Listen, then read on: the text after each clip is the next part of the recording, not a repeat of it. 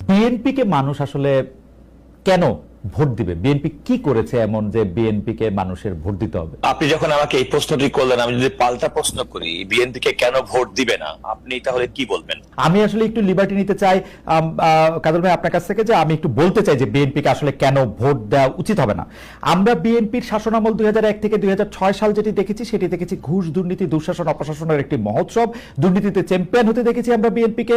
10টা কষ্টের প্রবেশ দেখেছি, বিরোধী দলের নেতার সমাবেশে গ্রেনেড হামলা দেখেছি, তত্ত্বাবধায়ক সরকার ব্যবস্থা ধ্বংস করে একজন মাত্র বিচারককে প্রধান বিচারপতি এবং তত্ত্বাবধায়ক সরকার ব্যবস্থা প্রধান রাখার জন্য সংবিধান পরিবর্তন করতে দেখেছি। 10 বছর, আমি যদি এর পরে আসি, এই 15 বছরের ফেসিবাদী ব্যবস্থায় বিএনপি নিজেরা কনফিউজ ছিল, জনগণকে কনফিউজ করেছে। আমি 2018 সালের ইলেকশনটাই সময় নাই, শুধু চট করে একটু বলি, 2018 সালের নির্বাচনটার মধ্যে এই নির্বাচন আনুষ্ঠানিকভাবে বর্জন করা হয়ই নাই। সেই নির্বাচনে কারচুপি সম্পূর্ণভাবে নিশ্চিত হওয়ার পর